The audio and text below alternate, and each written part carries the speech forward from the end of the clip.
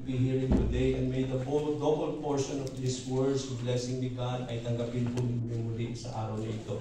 So, buksan po natin ang ating Biblia sa 1 Kings chapter 3, verses 1 to 15. Ito yung mga panahon na yun na binigyan ni Solomon ng karunungan. Binigyan siya ng Panginoon ng karunungan, at marami tayong matututunan sa story na ito ni Solomon. And I hope and I pray that God will also speak to us in His own personal way.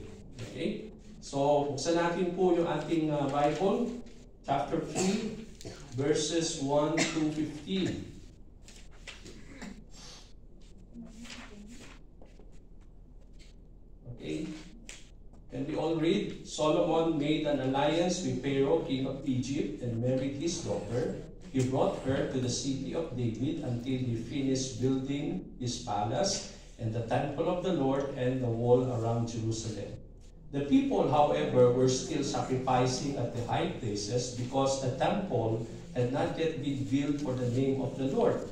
Solomon showed his love for the Lord by walking according to the statutes of his father David, except that he offered sacrifices and burned incense on the high places. The king went to Gibeon to offer sacrifices, for that was the most important high place. And Solomon offered 1,000 burnt offerings on that altar. At Gibeon, the Lord appeared to Solomon during the night in a dream, and God said, "Ask for whatever you want me to give you." Solomon answered, "You have shown great kindness to your servant, my father David, because he was faithful to you and righteous and upright in heart. You have continued this great kindness to him and have given him a son to sit on his throne this very day. Now, O Lord my God, you have made your servant king in place of my father David, but I am only a little child and do not know how to carry out my duties. Your servant is here among the people you have chosen, a great number, too numerous to count or number.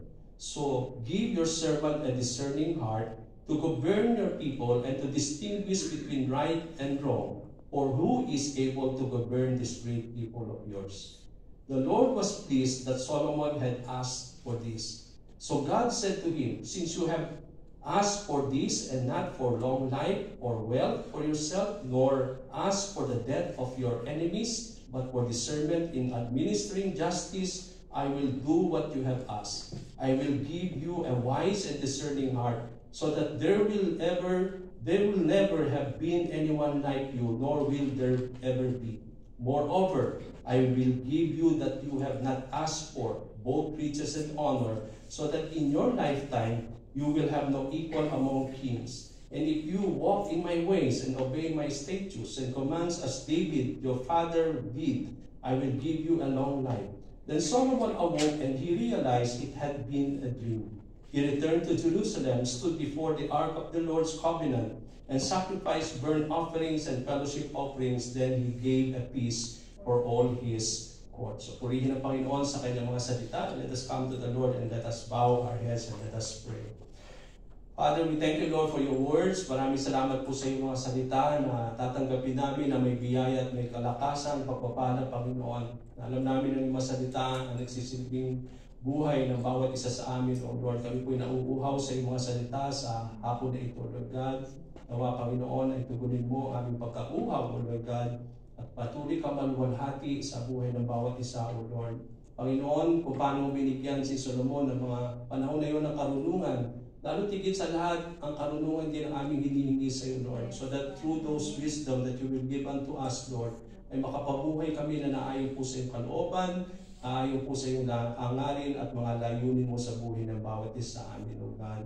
We continue to glorify your name, O Lord, for this wonderful afternoon, at patuloy kang maluwalhati, makita ng iyong mga anak, habang sa aming pakikinig ng iyong mga salita, O Ma. Patuloy ka namin dinadakila, sinasamba, tinuwalhati. Ito po ang aming dalangin sa pangalan ni Jesus. Amen.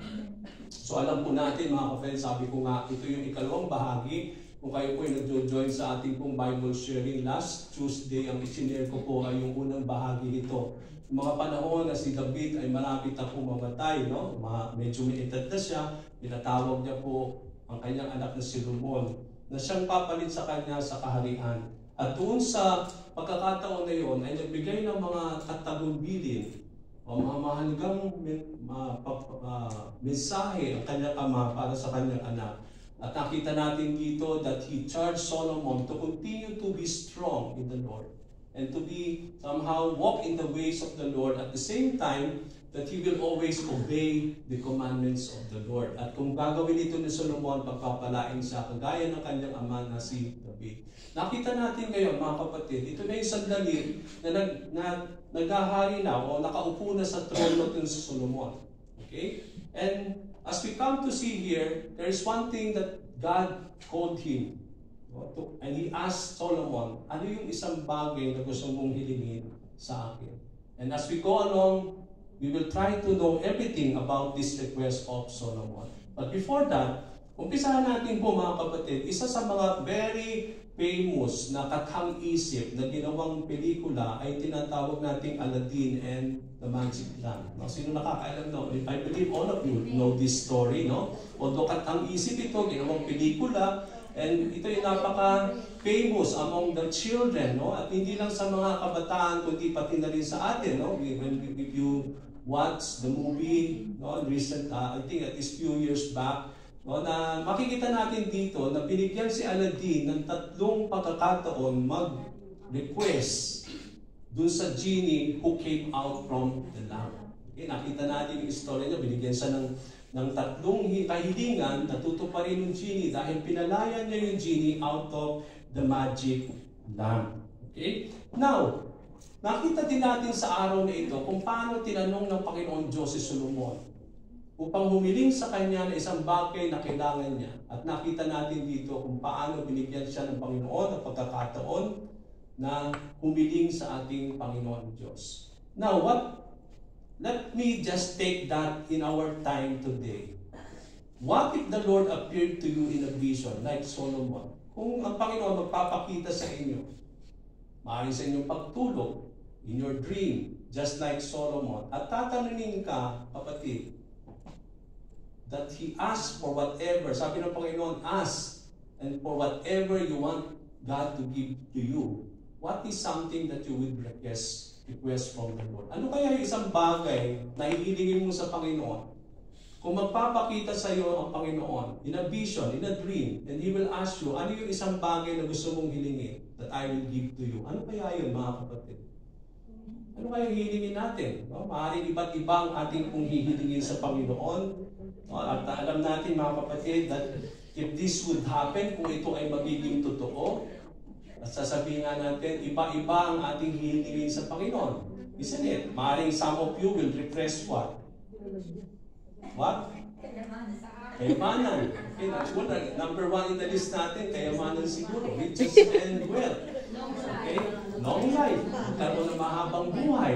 Okay? Ano pa? Mga siguro, kung may karamdaman sakit ka, siguro, hihingi ka ng kagalingan sa Panginoon. Maaaring may kamag-anak ka na may sakit, may cancer, na wala ng pag-asa sa buhay, no? Na tinaningan na ng ang kanyang buhay. Maaaring yun ang hihilingin natin sa Panginoon. No? So, ibig sabihin, napakarami nating pwedeng hilingin sa Panginoon. Iba't ibang mga bagay na tingin natin na kailangan ng ating buhay. And I believe that is what we will be asking from the Lord. Now, in our passage today, babalikan natin yan mamaya, mga kapatid.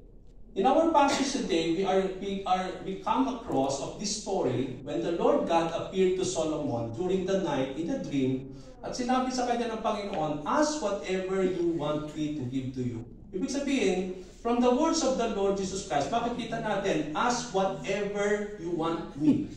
Walang limitation ang sinasabi ng Panginoon sa mga bagay na hihilingin mo sa Kanya. Ibig sabihin, pagdating sa Panginoon, wala siyang limit sa pagbibigay sa atin. Whatever we ask of the Lord, kung yun ay hihilingin natin sa Panginoon, ito ay bibigay niya sa atin. So that is something that we can see from our story today. Now, for us to understand this, why do you think, nung tinanong ng Panginoon si Solomon, ano ang nagdala sa kanya? Bakit tinanong siya ng Panginoon? Bakit siya tinanong si Solomon? Anong nagdala sa Panginoon upang tanungin niya si Solomon kung ano yung gusto niya ibigay ng Panginoon sa kanya? What made him to do that? Another thing that we need to understand, mga kapatid, what did Solomon request and why? Bakit siya humingi ng karunungan? Bakit siya yung ang hiniling niya? Bakit hindi yung mga kayamanan? Bakit hindi yung mahabang buhay o anumang ibang bagay?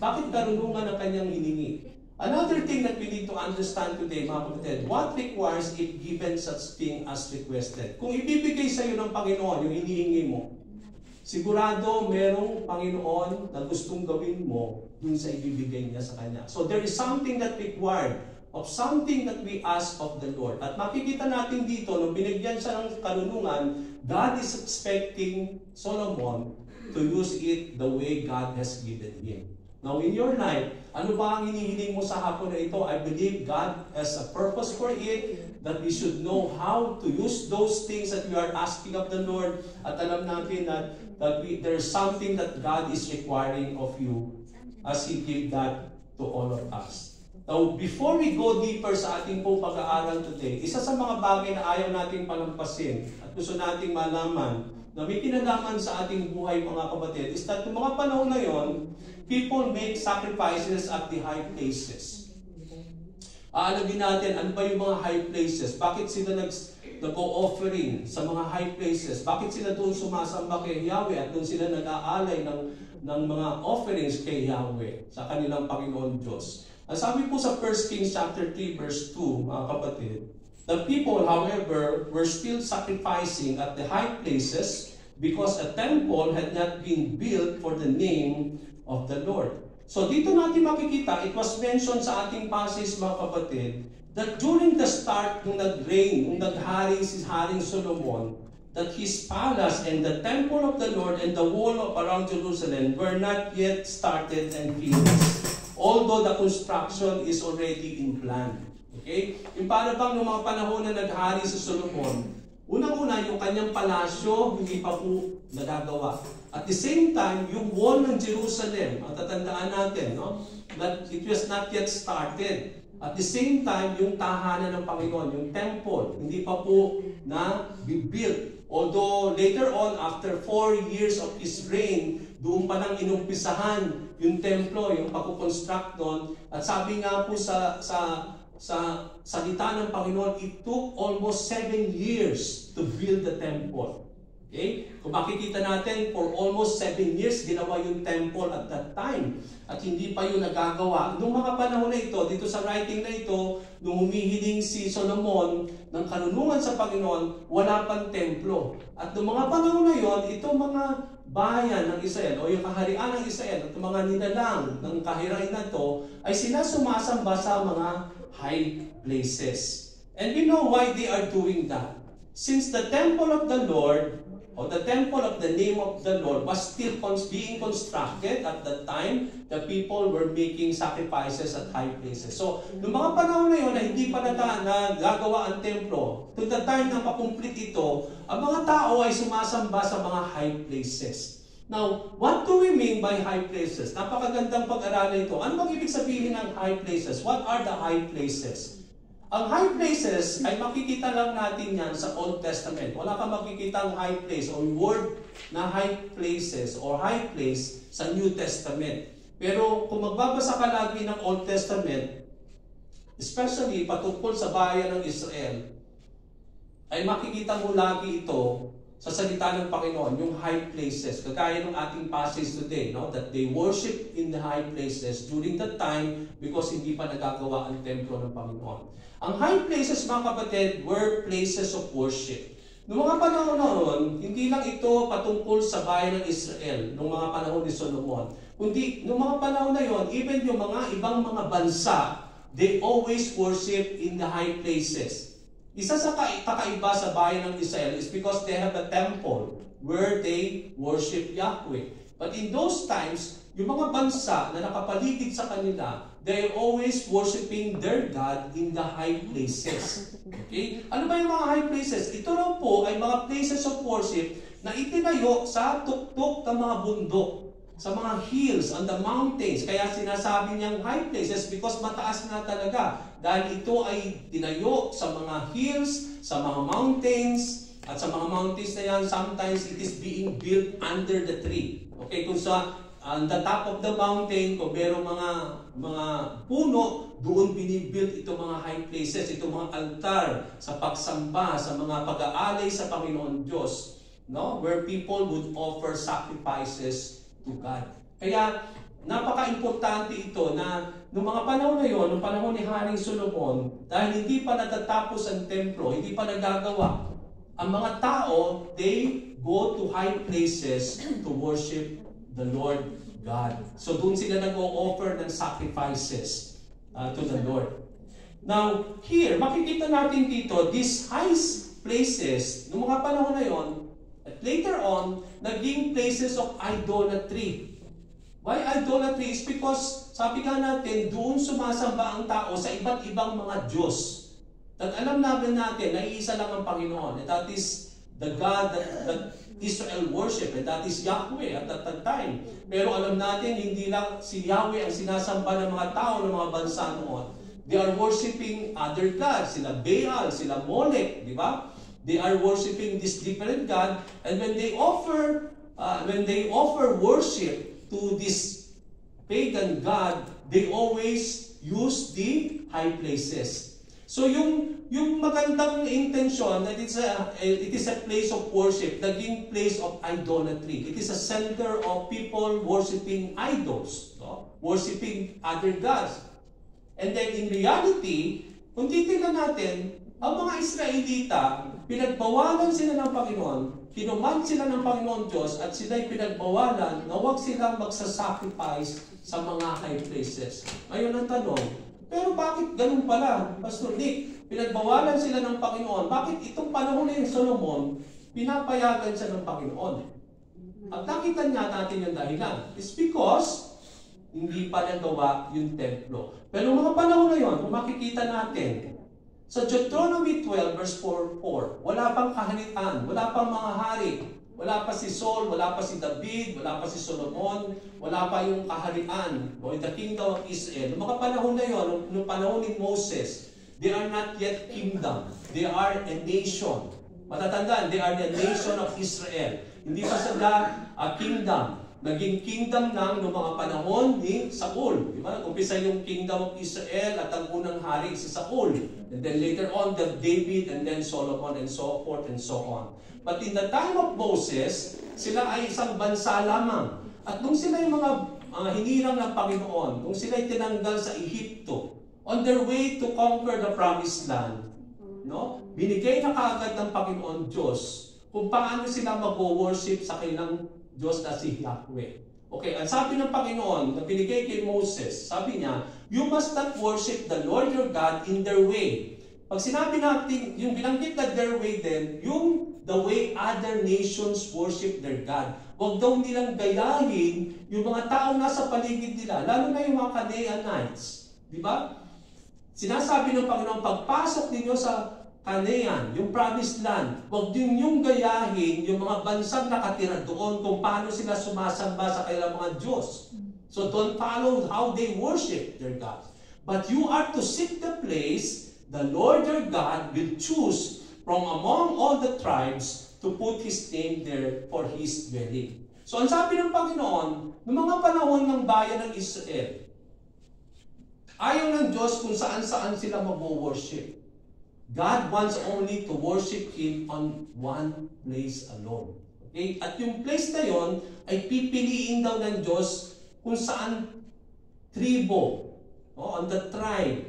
At among the tribe, doon sila mag-build ng tahanan ng Panginoon, doon sila mag-worship where His name will dwell.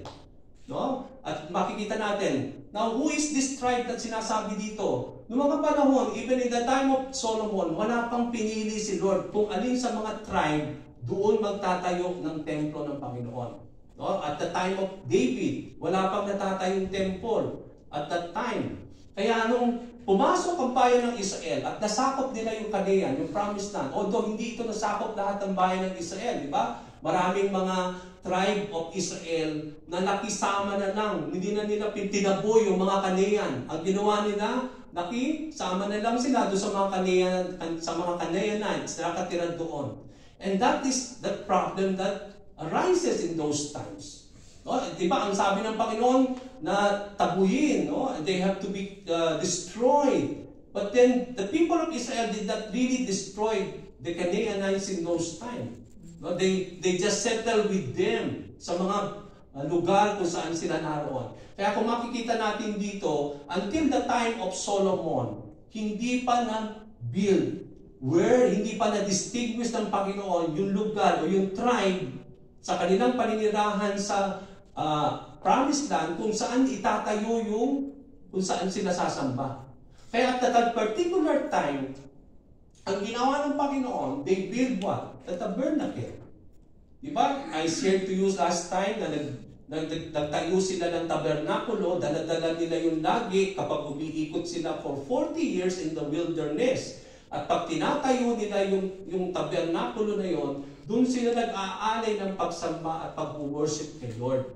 Okay? So they are not required by the Lord to worship in different places, but on the tabernacle itself, doon lang sila mag-aalay ng pagsamba at mga offerings sa ating Panginoon. At nakita natin dito, it is in the time of David lang natatayo yung templo ng Panginoon at hindi nga natuloy kay David. Although, meron siyang hangarin para itayo yung tahanan ng Panginoon, pero sabi ng Panginoon sa kanya, hindi ikaw ang magtatayo, kundi ang iyong anak na si Solomon. Kaya nga nung panahon ni Solomon, doon pa lang itatayo ang templo ng Panginoon. Kaya nga, at that particular time, makikita natin, kahit pinagbawal pala ng Panginoon ito, mga kapatid, although they are not to worship in high places, pero makikita natin dito, that God allowed it temporarily, pansamantala lang, para meron silang place to worship the Lord.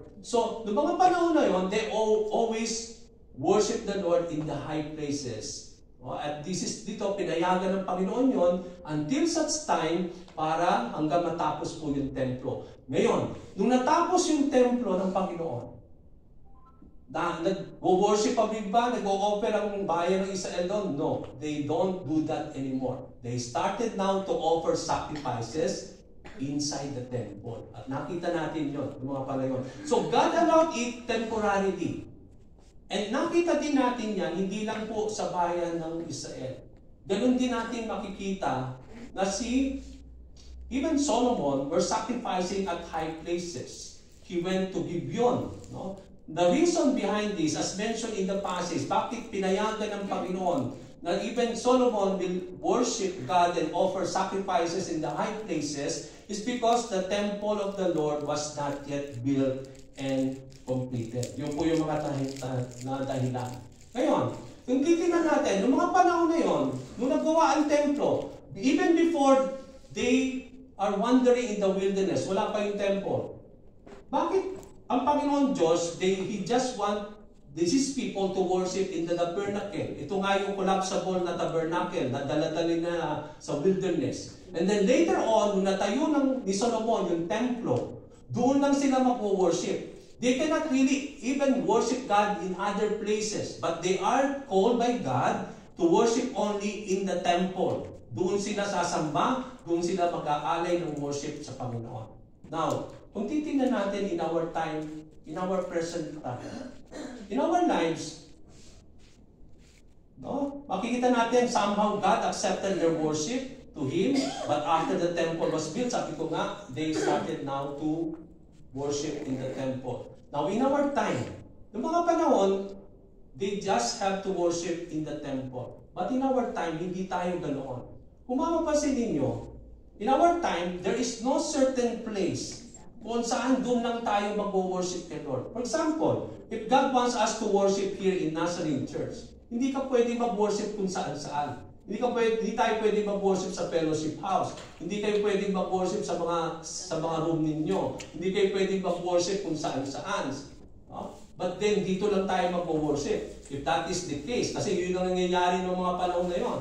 Paano kung sinabi ni Lord, okay, you can just worship me in the church or in where you are worshiping Him. And this is where we are worshiping God. So, in our time, hindi na tayo limited here to worship the Lord. There is no certain place na isang lugar na doon lang tayo mag-worship.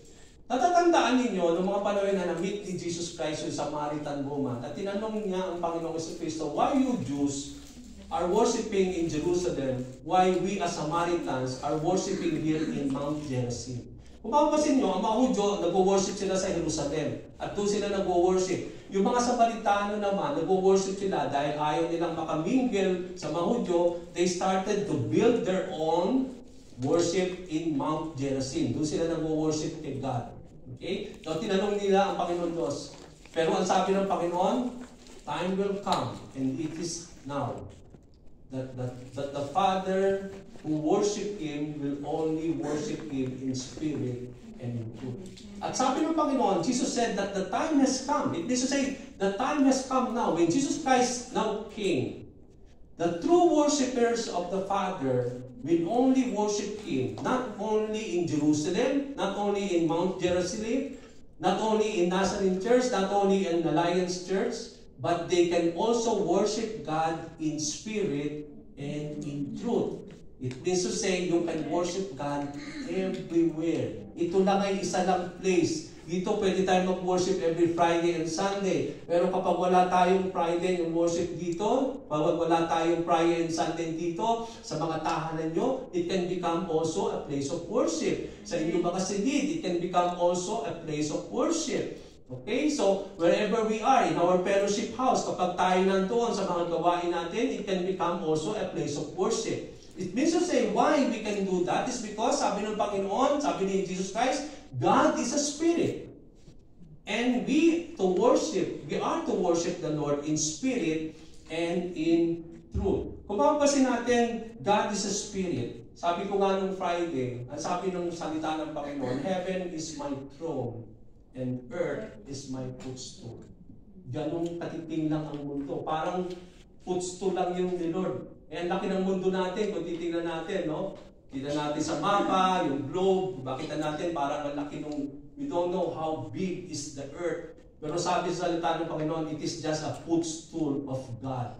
So katiting lang yan sa presensya, sa kadakilaan ng Panginoon. Kaya nga, God can fill the whole earth. If God is in the Philippines, He is also in Jordan, He is also in UAE, He can be everywhere. He can fill all places. Okay? Nag-worship tayo dito today, Sunday. Even the people, the Christians in the Philippines, they are worshiping, nandun din ang Panginoon. Because He fills everywhere. He fills every places. So it means to say, we are not limited in any certain place alone. That in the time of the Lord, we can now worship God everywhere. At yun makikita natin that we are so blessed compared with the people of Israel in those times. Because in those times, they are just to worship the Lord in Jerusalem. Kaya noong mga panahon na yon, it is a sacrifice to go to Jerusalem. Kasi noong mga panahon na yon, it is a high places. Nandun siya sa tuktok. Jerusalem is a high place. And so they have to travel, no? And then they have to go to caravan by pilgrim para marating nila yung Jerusalem. Because they cannot worship God except in the temple. But we are so thankful before the Lord. Even though hindi tayo makakadalo dito, yung mga nag-join sa atin sa live transmission natin, yung live natin every Friday, every Sunday, kung sila ay nandun sa kanilang mga tahan, they are joining us in worshiping the Lord. Isn't it? And so we are so blessed. Kaya nga, God is a spirit, and we are to worship Him in spirit and in truth. Now, ang tanong natin, sabi nga natin, it means that we can now worship God everywhere, and we are not limited only on a particular place. We are to worship the Lord the way He desires us, and not the way we wanted to do so. Ibig sabihin, nung binigyan tayo ng karapatan ng Panginoon, mag-worship sa Kanya, hindi kung ano lang yung gusto nating gawin sa pag-worship sa Kanya. It means to say, when God calls us to worship Him in spirit and in truth, it should be according to the Spirit, according to the truth. Now, if it is done by the Holy Spirit, it is done according to the Scriptures. Nung sinabi natin, God has to be worshipped in spirit. Come to think here, we are worshiping today. Are we just worshiping by ourselves? No.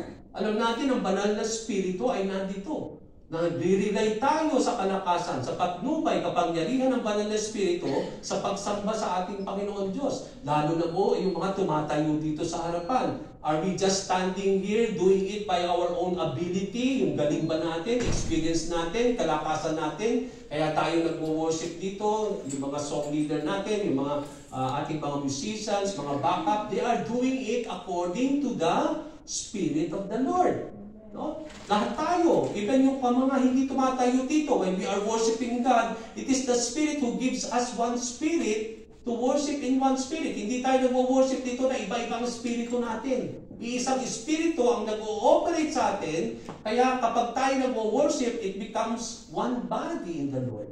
We form one body in Christ. We are being formed as one body in the Lord by the same Spirit working in each and every one of us. Kaya nga, we have to worship the Lord by the Spirit. We are to pray in the Spirit.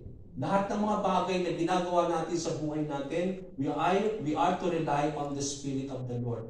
For example, when we talk about praying, we cannot pray without the Holy Spirit. That's why when we pray, we ask the Holy Spirit to guide us so that alam natin yung gusto nating ipanalangin. Kasi kapag gabayin tayo ng Banal na Espiritu, mga kapatid, bibigyan tayo ng patnubay at gabay ng Banal na Espiritu upang makapanalangin na ayon sa kalooban ng ating Panginoon Diyos. Kasi kapag tayo nananalangin, kagaya o ayon sa kalooban ng Panginoon, sabi nyo doon, whatever you ask, no, according to thy will, it will be granted to us. Kaya napakaganda na nandun yung patnubay ng Panginoon ng kanyang Banal na Espiritu. Kaya kapag tayo nananalangin, hinihiling natin ang Banal na Espiritu na siyang bumabay sa atin. Naggabayan tayo sa mga bagay na ipapanalangin natin na naayon sa kalooban ng Panginoon.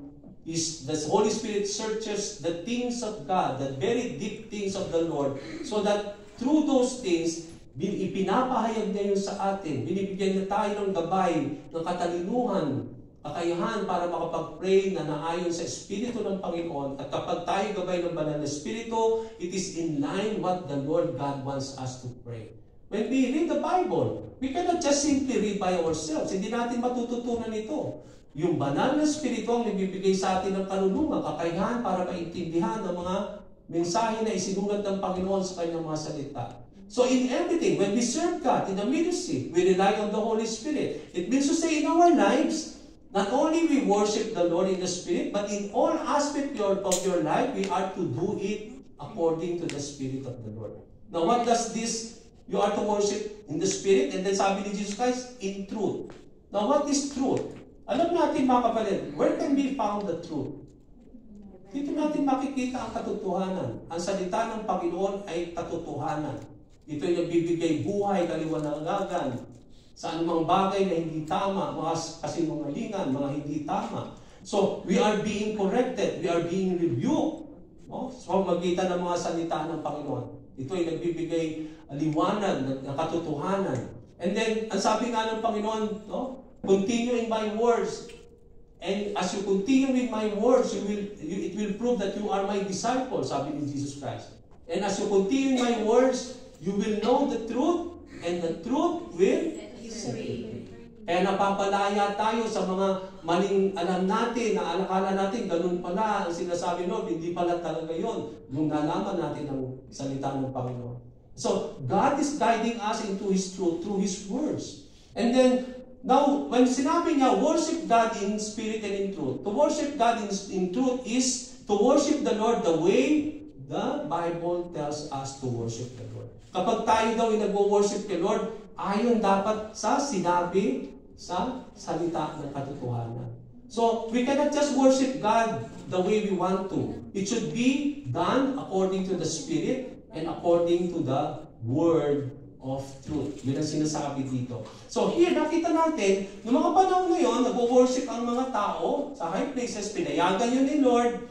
Kahit sila'y pinagwalan pala noon, but then hinayaan lang ni Lord yun until matapos ang templo. Pero nung natapos ang templo, doon na sila sa templo nagsasamba. Now, it is the same thing with Solomon. Kung makikita natin si Solomon, isa sa mga very characteristic ni Solomon is that he loved the Lord so much. Nakakalungkot lang that later on, no, parang he became a failure to the Lord. But when he started, nung nag-umpisa si Solomon, ang ganda po ng kanyang buhay. No? And I hope and I pray, sana tayo magiging sabi nga natin, yung hindi tayo magbabago sa ating pong pagmamahal sa ating Panginoon. We may started, we love the Lord so much. Pero tanungin mo yung sarili mo, yung pagmamahal mo ba sa Panginoon nung unang nakakilala ka sa Diyos, ay ganun din ba ang pagmamahal mo sa ngayon? Bakit nabawasan na? Baka hindi na ganun the same thing. Kasi noong mga panahon, come to think of this, magtataka tayo sa isang bagong nakakilala kay Lord, ang init-init niya, no, maalab siya. No, yung laging nandun siya sa lahat ng gawain, no, dahil nauuhaw siya sa gawain, sa pagsipresensya sa Panginoon. Ang init-init nila, no? Natatanda, I hope you can relate with me kasi nag-umpisa tayo sa ganito, no? Yung mga panahon na yun, talagang kung may kawain, nandun tayo. Minsan, hindi tayo nalilate. Nauuna pa tayo doon sa mga pastor, no? Nandun na talagang we are so passionate sa ating pong, hindi talaga nag-aanap ang puso natin sa Panginoon. But later on, as we grow years by years and years, makikita nyo, parang may nagbabago. No? Ngayon, nalilate na tayo. Sabihin natin, baka okay, siguro maintindihan naman ni Lord. Sometimes, we don't read the Bible anymore. Sometimes, hindi consistent yung prayer natin. Yung mga panahon na umpisa tayo, consistent tayo magbasa. Uhaw na uhaw tayo mag-pray. But then now that we've grown years in the Lord, unti-unti nabawasan. Now, ang tanong natin, ang pagmamahal ba natin nagbago, mga kapatid? I hope and I pray, huwag magbago ang pagmamahal natin sa Panginoon. We should grow more and more in our love for the Lord. Napaka-importante po yung pagmamahal sa Diyos kasi tinitingnan ng Panginoon yung pagmamahal natin sa Kanya. When we have the love of God, yun yung motivation natin sa lahat ng ating ginagawa. For example, when we come here to worship the Lord, duty mo ba pumunta ka dito every Friday? No.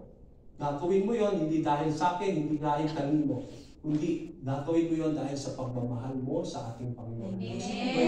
When you serve the Lord in the ministry, gagawin mo yon. It is because of your love for the Lord. When you give your life, tithes and love offering, yun ba'y para sa akin kayo nagbibigay? No. It is because of your love for you. Want to show your love for Jesus Christ. That's why you are giving back the tithes and love offering na nauukol sa Kanya. So lahat ng mga ginagawa natin, ang motivation natin, yung pagmamahal natin sa Panginoon Diyos. So ibig sabihin, kapag nawala yung pagmamahal na yung Panginoon sa buhay natin, tatabangan ka mag-worship, tatabangan ka mag-pray, tatabangan ka magbasa ng Bible, tatabangan ka sa pagbibigay. Kasi unti-unti nang nawawala yung pagmamahal sa Diyos. Pero kung lagi namang, sabi ko nga, kung ngayon, ganito po minahal ng Diyos, bukas, iba naman, lalong lalago ang pagmamahal mo. Sa isang linggo, lalong higit lalaki ang pagmamahal mo. Kung step by step, no? Yung talagang lumalago, ayaw ng Panginoon, stagnant tayong ganyan. Gusto niya, nag-e-excel tayo. Yung nagbabago yung ating pagsasamba, nag-level up yung ating pag-pray, nag-level up yung ating pagbabasa ng Bible. Okay? Hindi dapat na ganun tayo, no? Yung ibig sabihin, 10 years ka na, ganun ka pa rin. Ganun nagbago sa buhay mo, nakakilala sa Panginoon. I hope and I pray, nakita ninyo yung pagbabago ninyo, no? Kasi sabi nga natin, gradual ang ating transformation. Yung ating pagbabago, gradual. We are changed from glory to glory. Okay, so I hope and I pray, lalo pa tayong may uhaw sa pagmamahal sa Panginoon. Si Solomon, sabi natin, nag-umpisa siya, although later on, no, nandoon niya parang nalaglag siya sa kanyang buhay.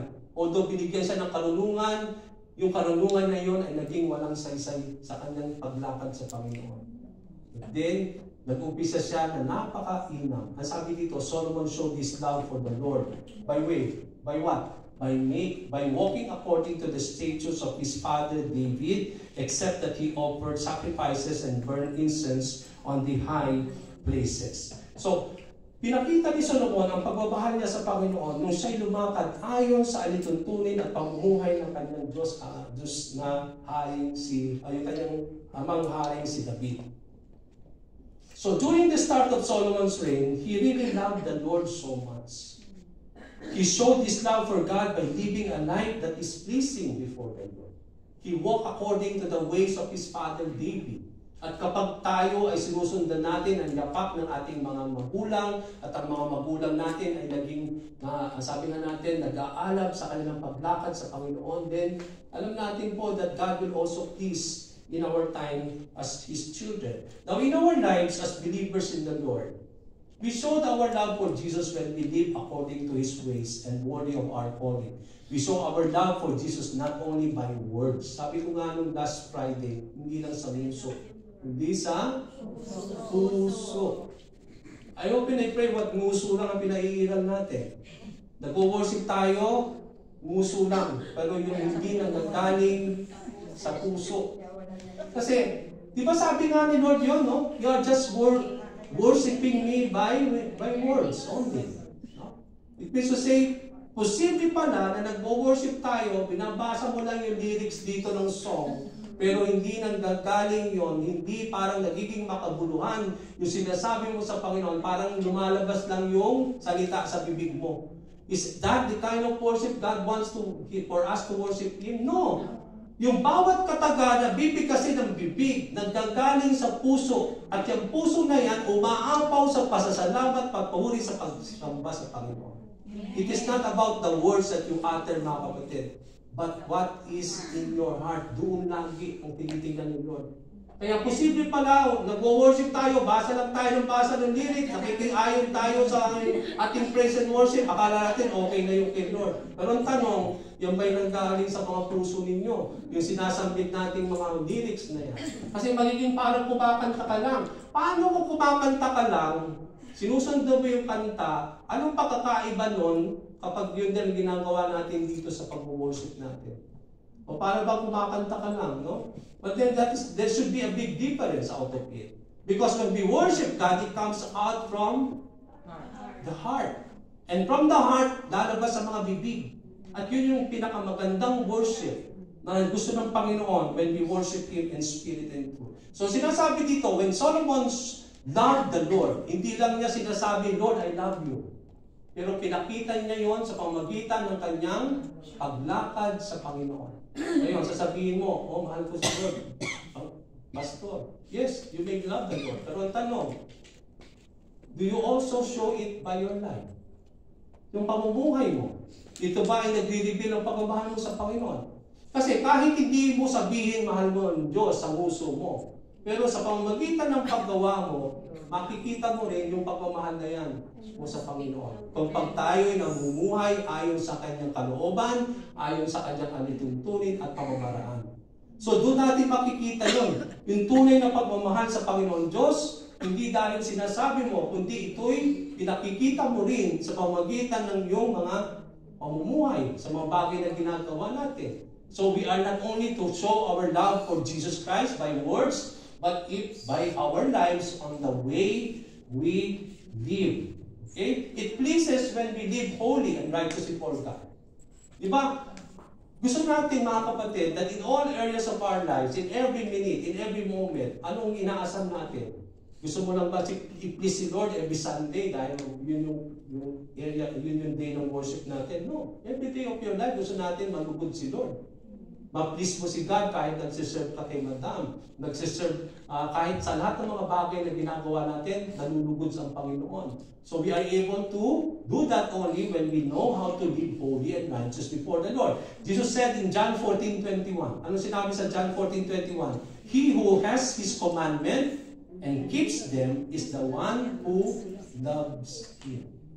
Kapag daw iniingatan, sine-cherish natin ang salita ng Panginoon sa ating buhay, sa ating puso, at ito ay itinutupad natin sa pamamagitan ng pagsunod, yun daw ang taong nagmamahal sa Panginoon Diyos. So, that is how the Lord Jesus Christ wants to see us. If we really love Him as His disciples, then we need to keep His commandments and we have to obey them. Because doon daw nakikita ang palatandaan kung tunay tayo ay nagmamahal sa ating Panginoon Diyos. Diba? Sabi nga ng Panginoon, I don't give you new commandment, but love one another, and people will see that you are my true disciples. Yung pagmamahal natin sa Diyos, pagmamahal natin sa kapwa natin, sa bawat isa, yun ang palatandaan na tayo mga tunay na disipulo at tagapagsunod ng ating Panginoong Kristo. At matatandaan natin, kaya kung makikita mo isang tao, Malalaman mo kahit hindi niya sabihin na mahal niya ang Diyos. Sa pamamagitan lang ng buhay ng tao, makikita mo kung talagang mahal niya ang Panginoon. By way of what? Yung kanyang pamumuhay. Diba? Nakikita natin ang pamumuhay ng bawat isa sa inyo. Although hindi mo sabihin sa akin na mahal mo ang Panginoon, pero the way you live, nakikita ng lahat ng tao, ng inyong mga employer, doon makikita kung talagang mahal ninyo ang Panginoon Diyos. Alam na mga employer ninyo, mga Kristiyano kayo, nagsisimpa kayo every Sunday. Pero sabi niyo, mahal ninyo ang Panginoon, nagsisimpa kayo. Paano naman kung hindi kayo maganda makitungo sa Kanya? Saan may pagmamahal ng Panginoon dito sa tao ito? Yung pakikitungan na sa akin bilang kanyang employer, hindi maganda. O, do you think, yun ba yung pagmamahal sa Diyos? No, mga kapatid. The way you deal with your employer is also the way you love the Lord. Okay? Yung pakikitungo niya sa inyo ay ang ating dun din makikita yung pagmamahal ninyo sa Panginoon. Kasi sinasabi niyo, mahal ninyo si Lord. Pero paano naman kung hindi nga magandang pakikitungo ninyo sa inyong mga amo? So paano makikita ng pagmamahal ng mga amo ninyo, yung pagmamahal ni Kristo sa inyo? At yung pagmamahal ninyo sa Kanya? Kung hindi naman nakikita sa pamumuhay. Diba sabi nga, love the Lord your God with all your heart, with all your soul, with all your mind and strength. And the second, the same is the first. Love your neighbor as you love yourself. Kasama kaya si Madam doon? Amen. Tama yun. Kasama si Madam doon. Kasama yung employer niya doon. Love your neighbor as you love yourself. Kung gaano mo minamahal sa neighbor, mahalin mo rin yung employer mo. Lalo na, hindi sila nakakakilala kay Lord. Para makakilala, makita ang pagmamahal mo kay Kristo at ang Diyos, ang pagmamahal ng Panginoon sa iyo, mahalin mo rin siya. Kasi doon maipakikita yung pagmamahal ng Panginoon, dadaloy sa iyo yung pagmamahal ng Diyos papunta sa amo mo sa pamamagitan ng ginagawa mo. Amen. Ganun naman, yung pagpapala ng Lord, dadaloy sa employer, yung pagpapala sa iyo naman. Di ba? Tinanong po, ganun din naman Paano mo bine-bless tayo ng ating mga Panginoon sa pamamagitan ng employer? Paano mo natin i-bless yung ating mga employer? So from God, from us, and then from our employer. Ginagamit naman sila ng Panginoon, from God, employer, and then sa atin, po yung blessing ng Panginoon.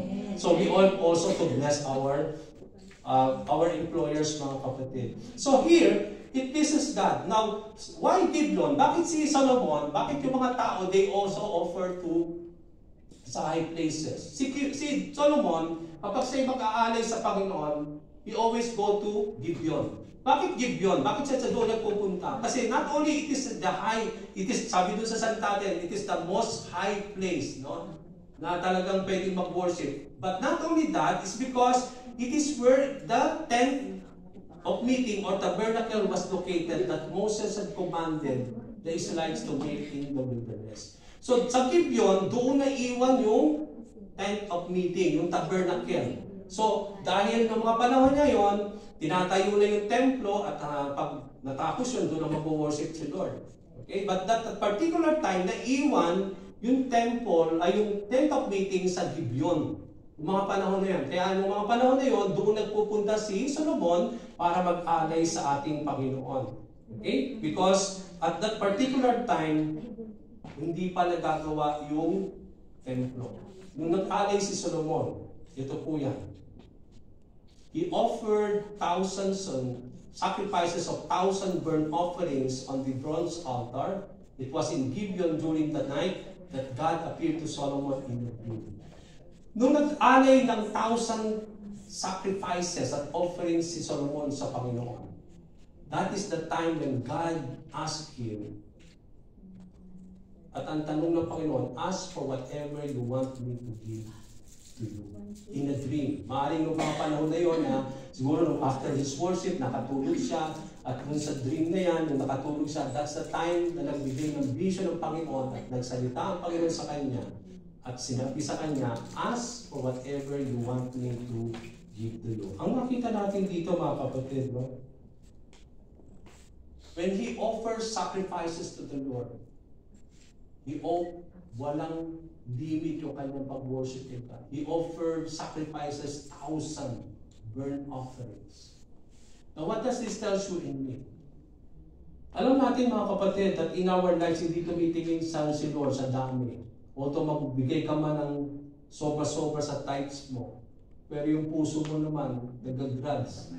Okay, may complaining, parang may withholding.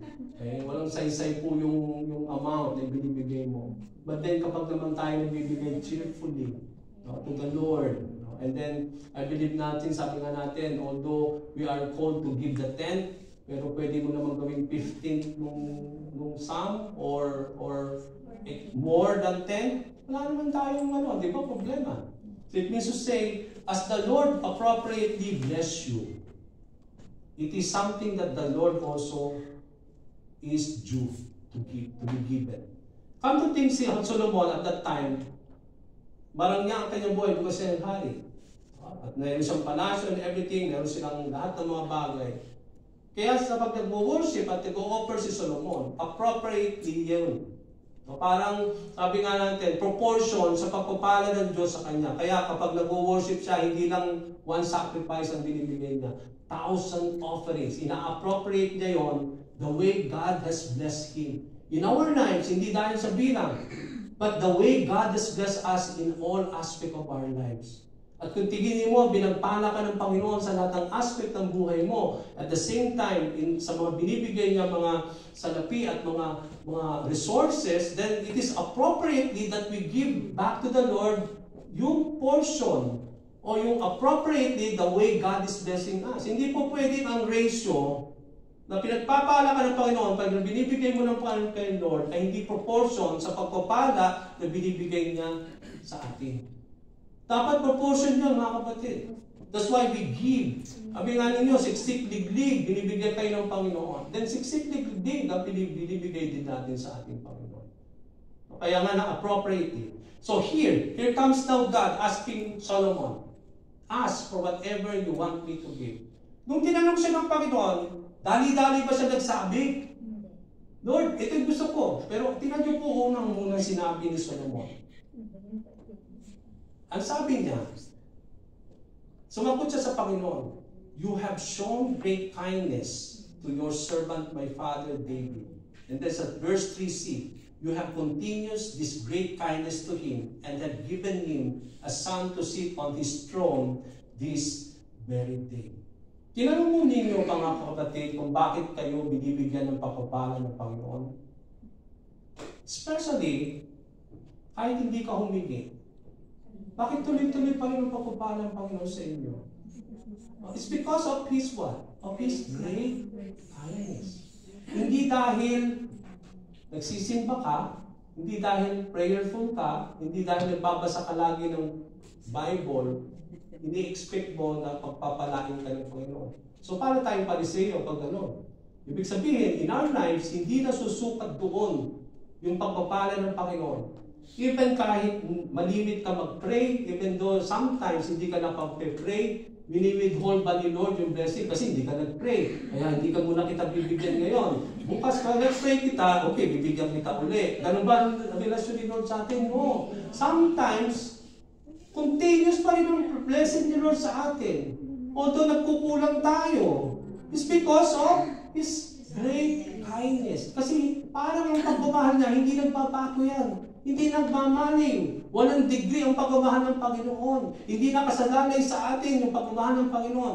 Everything about the Lord, yung character niya, yung nature niya, yung love, yung faithfulness niya, yung graciousness niya, everything, yung mercy niya, nakasalalay sa atin? No. Nakasalalay lang yung kay Lord. Kung sino siya.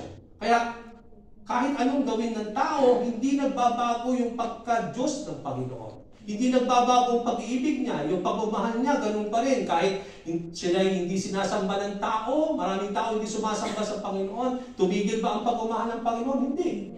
Yung habag niya sa buhay ng tao, tumigil ba? Hindi. So, ibig to say, hindi dahil sa ginagawa ng tao, hindi ginagawa natin, kaya ini-expect natin na pagpapalain tayo ng Panginoon. Pinagpapala tayo ng Panginoon. Dahil siya'y likas na mabuting Diyos. And He is a kind God. His great kindness. Kaya, sinabi ni Solomon, yung tinatanong siya ng Panginoon, anong gusto mong bigyan kita? Sinabi niya, na naging tapat siya sa kanyang amang David. That he has shown the great kindness to his father David. At yung kindness na yan ay nagpapatuloy even at the time na siya'y uupong hari. So, ibig sabihin, hindi dahil naging kind si God kay Solomon dahil lang sa kanya. Hindi dahil din kay David. Although si David naging tapat siya sa Panginoon. But then, yun lang po ay ang root niya is because of the great kindness shown by God to David and Solomon. The Lord is generously kind, that He is not withholding or reluctant to give out His goodness in blessing His people, even they do not deserve it. Nilitagta nga nila kanina, tinagalog lang nila yun. Di ba sa English? No? Your goodness is running after me. No? Nararanasan natin yung kabutihan lagi ni Lord. Hindi dahil namumuhay kayo ng tama or everything. No? Walang tigil ang pagmamahal, ang kabutihan ng Panginoon dahil likas siyang mabuting Diyos. Hindi natin nakasalala yun sa atin. So, even though we don't deserve anything from the Lord, but God is so generous to give it unto us. Kahit hindi tayo deserving to be given that, binibigay pa rin yun ni Lord. It's because of His generous kindness. Hindi niya binibidhold yun. Yun nga sabi ko nga sa inyo kanina, no? Hindi siya sabi nga ng Panginoon, no, hindi siya dahil sa lahat ng mga bagay na ginagawa natin, na kapag nagkulang tayo, na we withhold yung blessing na yun. No, it's not about. Tingnan nyo nga yun, no? If you confess your sin, ibig sabihin, kapag nagko-confess tayo, nagkasala tayo, di ba? But then, if you confess your sin, sabi niya, He is faithful and just to forgive us. Hindi, nakaka-expect tayo that God will forgive us. It's because hindi tumitigil yung Kanyang mercy, yung Kanyang forgiveness. Kaya it is made new every morning. Great is thy faithfulness, sabi natin sa Panginoon. Hindi nagbabago, sabi nga natin, nagmamali. So we expect that God will become so generous and kind in dealing with us as His children. The kindness of the Lord speaks out of His grace. Pag sinabi natin kindness of the Lord, ini-express niya yung kindness na yan sa pamagitan ng grace. And what is grace? Unmerited favor. Pag sinabi natin unmerited favor, hindi mo pinagtrabahuan, kagaya ng salvation natin. It is, doon sa Ephesians 2 verse 8 to 10, it is by grace that you have been saved. Na-save tayo hindi dahil nagsisimba ka, hindi ka religyoso, hindi ka na-save doon. It is by grace that you have been saved. It is a free gift na tinanggap natin lamang sa Panginoon. Hindi mo pinagtatrabahuan. It is been given to us as a grace from the Lord. Yung mga pagkain na tinatanggap natin sa pagkainan, we thank the Lord for that grace. So everything is by grace. Lahat ng bagay na meron tayo, it is by grace of the Lord. Yung bawat umaga is a grace. Yung ating pagtulong na alam natin sinusubaybayan tayo ng Panginoon, it is by grace. So when God asked Solomon what he desires, it was based purely on the great kindness of God that has been shown in the life of Solomon. Okay? Jesus is so kind to us, being shown by His mercy and by His grace in us. Ganun din naman ating Panginoon sa Kristo, no?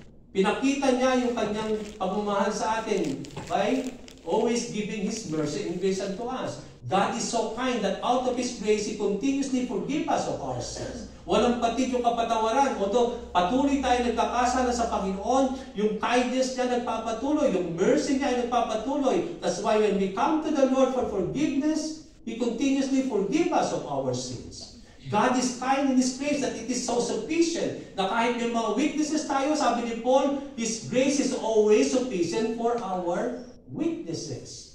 Although weakness, nandun na yung weakness, God is also sufficient in His grace. So, ibig sabihin, sa lahat ng bagay natin, hindi nakasalalay doon yung mga bagay na dinudulot ng Panginoon sa atin. Yun ay dulot lamang ng kung sino siya bilang Diyos. Yung kanyang pagka-Diyos, yung kanyang nature. Di ka siyang ganoon because that is God. So, kung titingnan natin dito, that's the time that we can really appreciate and thank the Lord for everything.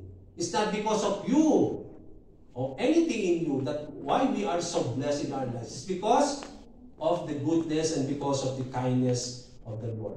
What makes the Lord God show His kindness to David and also to Solomon? Ang sabi doon, sabi ni Solomon, that you had shown your kindness to my father David. Why? Because David was so faithful. He was righteous, and he is upright in heart. The Lord showed His kindness to David, and His kindness was also being extended to Solomon because David became faithful to God as well as righteous and upright in heart. Okay, sabi ko kanina, hindi nakasalalay sa atin yung pagpapala ng Panginoon. Although sometimes we become unfaithful, even though we are righteous and unrighteous from time to time, no? Sometimes hindi tayo upright in heart, pero hindi pa rin tumitigil ng Lord sa kanyang pagmamahal, sa kanyang kindness, sa mga bagay na dinudulot niya sa atin. Pero kapag naman tayo ay laging magiging faithful, kung tayo magiging righteous sa Panginoon, kung tayo magiging upright lagi kay Lord, then we expect the more regarding how the Lord will bless us.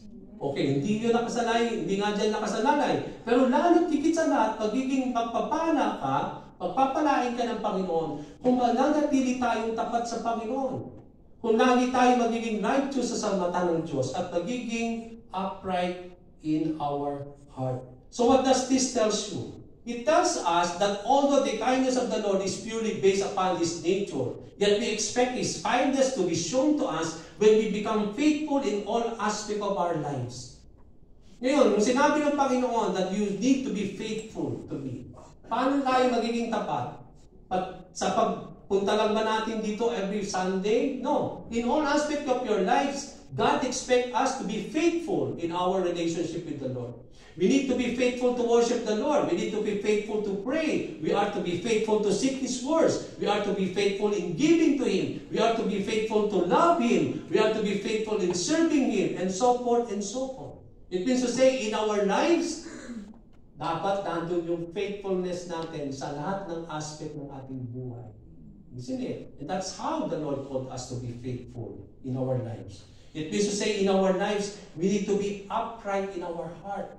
It's because God is always looking unto the heart of His people. We need to be righteous in the sight of the Lord. We need to rely on the righteousness of Jesus Christ in us so that we can become righteous in the sight of the Lord. Now, humilings na sinabi ng Panginoon, okay, ask. Ano yung gusto mong ibigay ko sa iyo?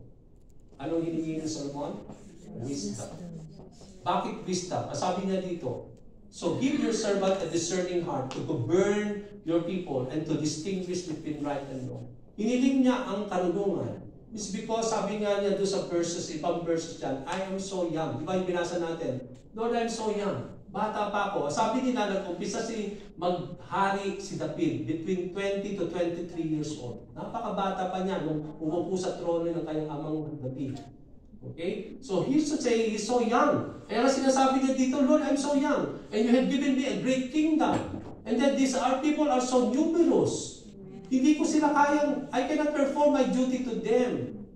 So I need wisdom from you, Lord. So that I can distinguish, so to govern your people. Magkaroon ako ng discerning heart para to govern your people and to distinguish between right and what is wrong. Now, why wisdom? Bakit humiling ng wisdom si Solomon? It's because Solomon asked for wisdom because he was still young when he sat on the throne. It is the wisdom from God to be a true king in running the kingdom to govern the people. Today, we are praying, sa ating prayer meeting every Thursday night, pinag-pray natin yung mga leaders, nabigyan sila ng discerning heart, nabigyan sila ng wisdom from the Lord. Kasi kailangan ng leaders natin, ng leaders ng bansa natin, ang mga wisdom para makapabuno sila ng tama, madistinguish nila yung tama at mali. Kaya nga yun ang hiniling ni Solomon kasi pabubunuan niya ang kaharian ng Israel. Ganun din naman yung mga hinihingi natin sa mga leaders natin ng mga bansa natin. They need wisdom for them to govern the nation. No? And he needs a discerning heart and spirit to know what is right and wrong in leading the people. Now, in our lives, mga kapatid, kung titingnan natin, one thing that we need to seek and ask the Lord is to be given wisdom. Kailangan natin lagi magkaroon ng wisdom. Hindi lang ito yung hihilingin natin kay Lord kasi yun yung parang napaka-importante natin. Kasi in all aspects of our lives, we need to distinguish what is right and what is wrong.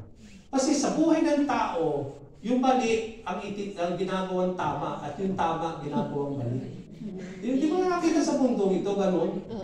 Yung tama, yun ang mali sa kanila. Yung mali, yun ang tama sa kanila. So, paano nga itatutuwid yun? Kailangan nila magkaroon ng karunungan upang malaman nila kung ano ba talaga ang tama at mali. Tayo, how do we do that? We know we need to be given wisdom from the Lord so that we should know kung ano yung kalooban ng Panginoon. Paano mo ma-distinguish ang kalooban ng Panginoon? Kailangan natin yung karunungan ni God. Para malaman natin ang kalooban ng Panginoon, we need wisdom from the Lord. So like Solomon, we all need to be given by the Lord wisdom to have discernment and distinguish what is right and wrong. Ito nga tayo bilang mga disipulo ni Lord. Sometimes, naliligaw pa tayo. Alam na ninyo, nagbabasa tayo ng Bible. Sometimes, bakit hindi pa rin natin siya susunod yun? Alam natin tama yun, pero mali pa rin yung gagawin natin. So, we need to be given wisdom, isn't it? We need to have that discerning heart. And also to distinguish and discern the work of the enemy. Kasi he can still portray himself as God also. Na may mga sandali na akala natin kay God pala yun. Akala natin kay God yun, pero hindi natin alam, yun ay pamamaraan at gawa pala ng diablo. He can become an angel of light to iligaw tayo na akala natin si Lord yun, pero hindi pala talaga. So how can we discern that? We need to have a discerning spirit with the wisdom of the Lord. Kaya nga sabi sa salita ng Panginoon, test every spirit. Kasi hindi lahat ng spirit ay Holy Spirit. It can be evil spirit also. So in our lives, it is not the Spirit of the Lord, it can be other spirit that is operating. At pwede tayong iligaw ng mga espiritu na yan. So we need to have the discerning heart, discerning spirit, so that we can discern the spirit that is not of the Lord. So we rebuke them, we destroy them in the name of Jesus Christ. So we need to be given by the Lord wisdom. Now when we ask of the Lord wisdom, if we lack, it is just a matter of asking wisdom from the Lord. Sabi niya sa James 1:5, if you lack wisdom, let him ask God, who gives generously. Sometimes, bakit tayo nagkukulang sa karunungan? Hindi tayo humihingi. Pero kung hihingi daw tayo, He is generous to give us wisdom, ng karunungan, kakayahan. Ngayon, tanong nito, everyday ba nagkagawa kayo kay Madam, ina-ask niyo yung wisdom ng Lord? Kasi kapag wisdom tayo, bibigyan kayo ng kalakasan ni Lord sa lahat ng mga bagay na ginagawa natin. And when we ask wisdom from the Lord to do the things that we need to do, then He will give generously to those who lacks of it. And then, nasabi rin sa Proverbs 1:7, the fear of the Lord is the beginning of wisdom. So, ang susi pala bakit mga kapatid, para tayo mabigyan ng karunungan ng Panginoon. Fear of the Lord. You have to fear God. Yung mga fools, they despise wisdom and instruction. So, fear of the Lord is about what? It's about to be instructed by God. No? And also yung magkaroon tayo ng reverent fear. Yung takot sa Panginoon. Hindi yung nanginginig ka. Hindi yung takot na sinasabi dito. Yung takot sa Panginoon na para bang ayaw mong masaktan si Lord sa gagawin mong buhay.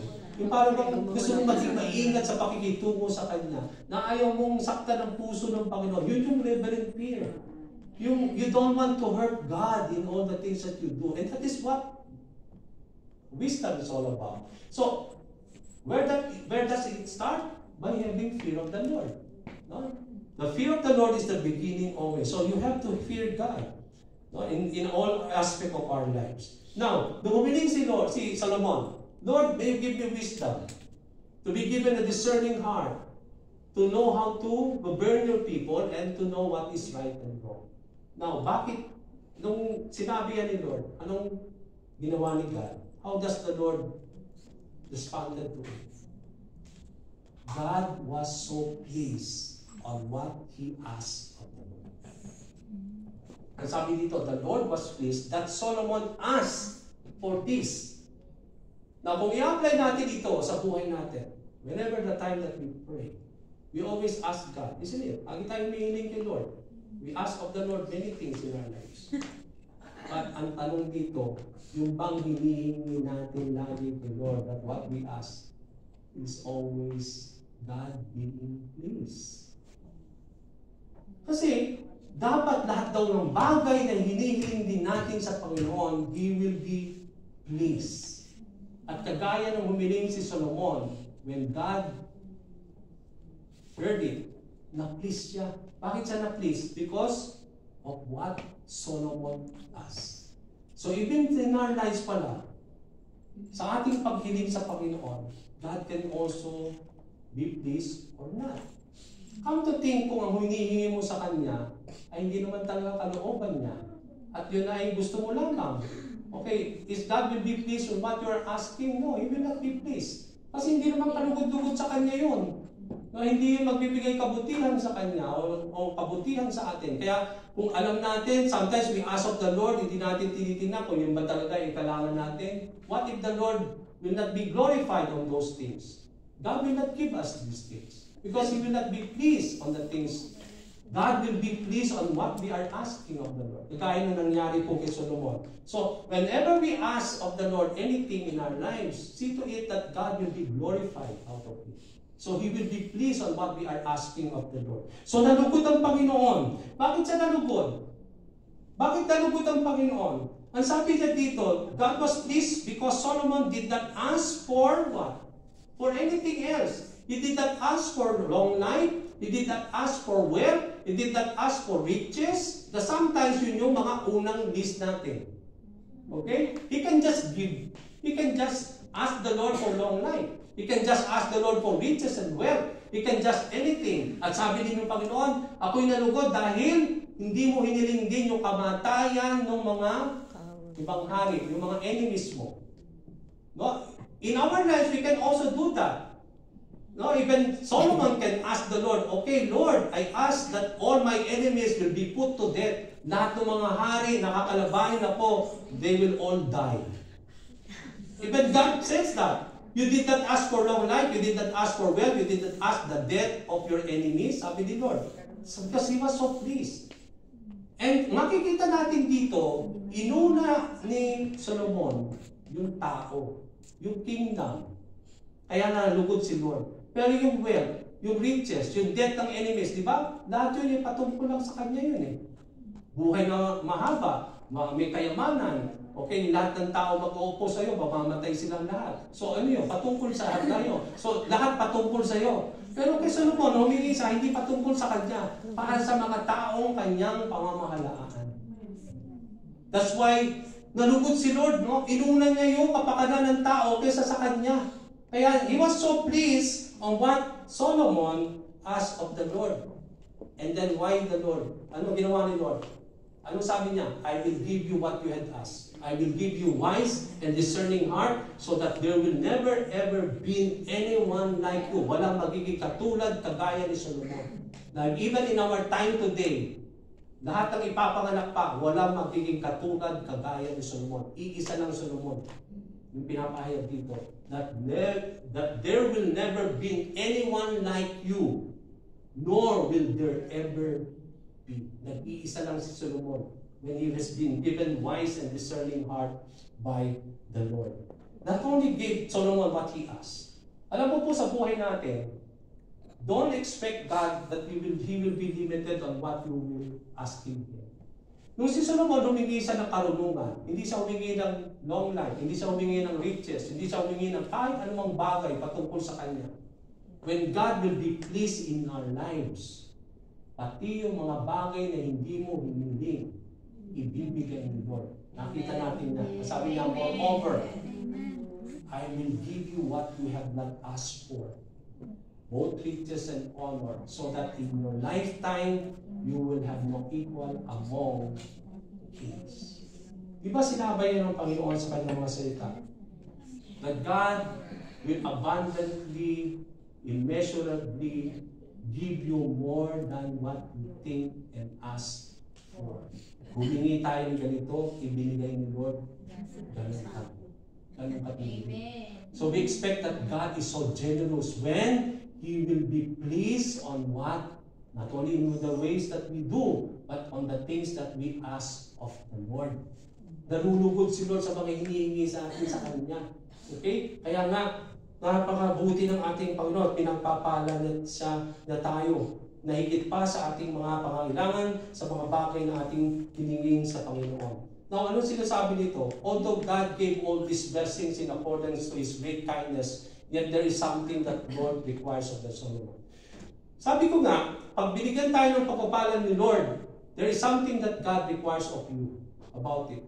Nung binigay siya ng karunungan ng Panginoon, bibigyan siya ng riches, bibigyan siya ng honor, what God expects of Solomon. Kapag nagkaroon siya ng karunungan, pag nagkaroon siya ng kayamanan, nagkaroon siya ng honor, God expects something out of it. And what is God expecting Solomon?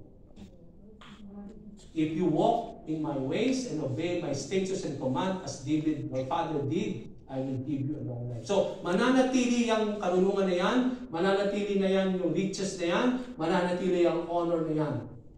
If you walk continuously, faithful in his walk with God, to obey His commandments, and to walk according to the ways of the Lord. Now, tingnan niyo po ito, as I end. Bakit hindi sinama yung long life nung binigyan siya ng karunungan, ng riches, ng honor? Nagtataka kayo bakit? Kasi ang long life will only happen if you walk according to the ways of the Lord, when you obey the commandments of God. Kung si Solomon, bibigyan siya ng karunungan, kayamanan, honor, pero yung buhay na mahaba, hindi kasama doon. Kasi God requires him to walk faithfully in all of his ways and to obey the commandments of God. That if you do that, idadagdag ko pa doon sa binigay ko sa iyo, long life. Tingnan niyo po ito, sinabi ko nga ng Friday, anong saysay ng meron kayo, karunungan, kayamanan, bahay at lupa, lahat meron ka, negosyo, kung maiksi naman ang buhay mo. Ma-enjoy mo ba yun? No. Para ma-enjoy mo yung lahat ng mga yan, kailangan mo ng mahabang buhay. So paano tayo magkakaroon ng buhay na mahaba? Ito po yan. To enjoy what you are having, walk in the ways of the Lord. Obey His commandments. And then God will give us long life. Kasi paano mo enjoyin ang lahat ng merong binibigay sa iyo ng Panginoon? Kung samantala namang pinaigsi mo ang buhay mo dahil hindi ka sumusunod, hindi ka na namumuhay ng tama at kaayos-ayos sa Panginoon.